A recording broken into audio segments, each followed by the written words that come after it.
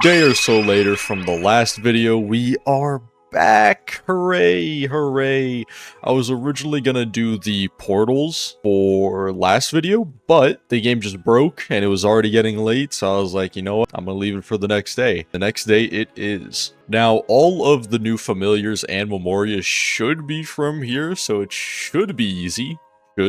I do prefer them being in a portal instead of in Odyssey, because Odyssey takes 3 hours, 4 hours to get the Memoria. That's why I haven't gotten, what's her name, Lucy's and David's Memorias just yet. These portals should, especially with our new Ameth unit. I really gotta learn these names. I found out she's from Wuthering Waves, not Genshin Impact. What's that other one? I don't know. Geeks play it, and the only thing I play is League of Legends. That's remotely geeky. I should be able to easily clear this. I doubt it's going to be anything new or special at all with these portals. So I'll just cut to whenever I get the 4th tier or the last tier of portal. Well, I did the tier 4 portal, and I was just trying to check out what units I'm going to be using. And on my first one, I got a secret. But, yep, there's everything I need. 30% for the familiars, 10% for the Memoria. Should be an easy grind. Should. I'll do one, just to see. 10 million on placement, that's fine. It's the exploding that's really annoying. I was originally, the other team that I was using originally kept getting stunned on every attack, so I couldn't really use those. These portals are somewhat difficult, but they're more or less, what's it called?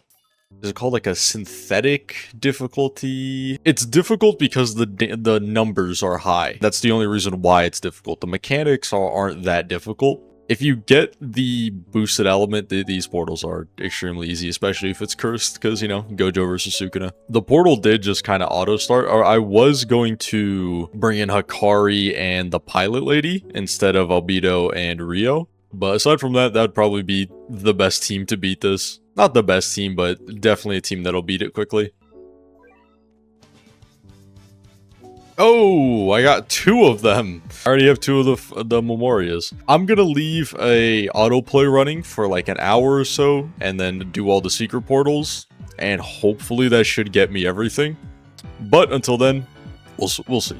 A little bit later, and I got the Memoria. All that's left is, I think, Toto's Vibra Slap thingy, and I should have everything. Hey, last bit finally obtained. I can now roll on all 3 of those guys. I can't wait. I don't even know if I'm going to go for Monarch on all 3 of them. I'm going to check the tier list. I'm not going to roll on anyone that isn't on a tier list. Jogo is the only one out of the 3 that I got today that's actually on a tier list. And Choso. Choso's also, but he's at the very bottom of the DPS chart. So yeah, I'll roll on Jogo. What's his name? Gojo? Nope. Goju?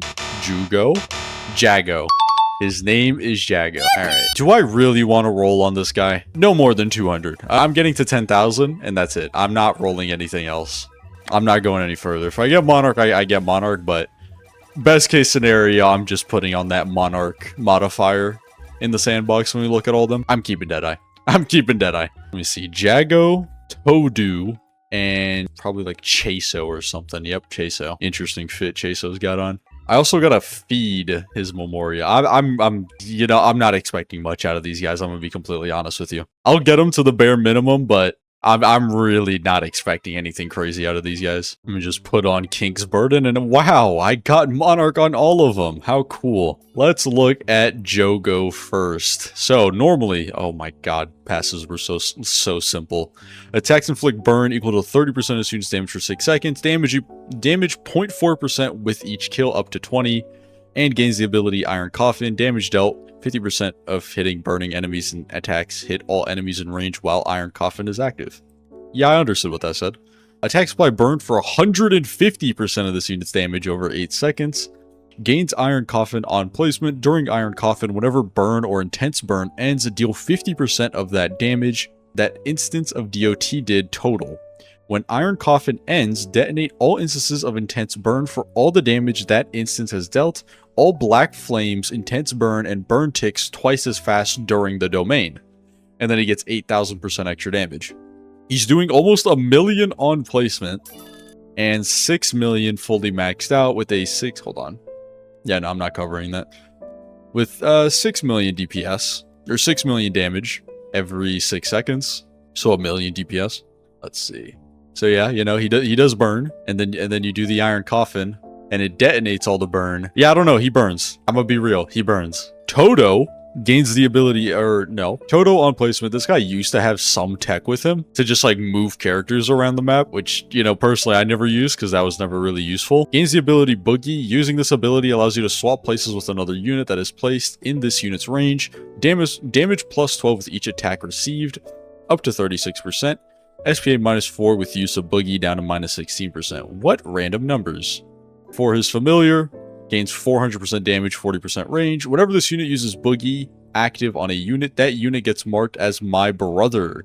Anytime this unit attacks, this unit and My Brother swap positions, buffs My Brother by 30% damage and 20% range. Only one unit globally can be marked as My Brother at a time, and selling this unit removes the buff. Boogie's cooldown is set to 0 and becomes a global cooldown. Units no longer need to be in range. If this unit attacks an enemy with damage resistance, it deals 0 damage, but the unit marked with My Brother deals 50% more damage on its next attack. And for its Memoria, if this unit applies a targeted buff to another unit, that unit and all units in range gain 10% range, and anytime this unit moves location, buffs own damage by 100%. I'm gonna be real, he's still utility. He is still utility. I'm sure if I, here, let me put like Jogo over here and mark him as My Brother. Every time he attacks, he swaps places. I mean, that's somewhat interesting, and apparently it's global as well, so I can select that guy.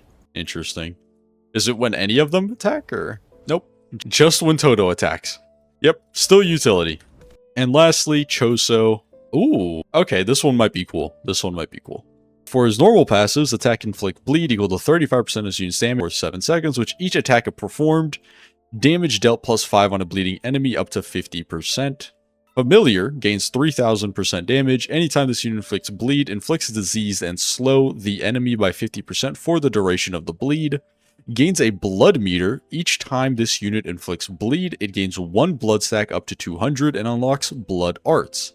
An active menu to channel flowing red scale or unleash piercing blood, and they both have their own very long descriptions.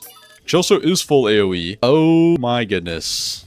Each time this unit inflicts bleed. Okay, so what I'm gonna do is, so this doesn't take forever, is I'm gonna spawn 99 of deltas, 99 deltas, just so the blood meter goes up a little bit faster. So now I can click blood arts. I can channel between these two right here. Oh, channel blood into a relentless assault, draining 1 blood per second, rising over time, and stacking bleed ×2. Maintaining the channel for 30 seconds, unleash an enhanced overdrive, buffing damage by 50% and range by 30%. So in a second here, he's going to do this. Can I turn on damage numbers before that happens? Oh, and he just did it. I think that did damage. And then we have Piercing Blood, buffs crit rate by 100% for 30 seconds and gain infinite range for 10 seconds. Free at 100 blood, else a 60-second cooldown. So do I just... And you can set that to auto cast. So infinite, like... I'm trying to understand this. If I put a U here, and then spawn in deltas over here, right? Oh wait, no, there has to be deltas in range. Dude, he has like no range. That just does not help. That he has no range at all. So yeah, he is attacking. He is attacking the entire map with this, but he isn't gaining blood. Oh, he's gaining blood. He's getting blood for it. I mean, it's an interesting character and a pretty cool mechanic to play around blood. You probably want to use this in a stage where a lot of enemies spawn in, so you can constantly keep getting this blood meter. Maybe even a stage with multiple lanes, because then he can attack the full map. But to be honest, he's not very useful. His damage kind of sucks. Just like his solo DPS kind of sucks. And it's not really suited for this game. Because a majority of the time, all the maps are one lane. And usually only the boss is really surviving for longer than 3 seconds. So it'd be cool, just not in this game. Well, that's about it for this update. Yeah, I mean, that's all they really added. It was supposed to be a part 2. The next update should be in like 2 weeks. 2 weeks for me posting this, I think, because AV wants to give time for expeditions to release, which fair enough. I'm going to be playing that. I'm going to be playing that here as well. I want to post as much as possible on expeditions. But yeah, let me know what you guys think in the comments. Make sure to leave a like on the video and make sure to subscribe as I'm trying to hit 10,000 subscribers. No time date on that, but you know, it'd help out. But aside from that, I hope you guys have a wonderful rest of your day.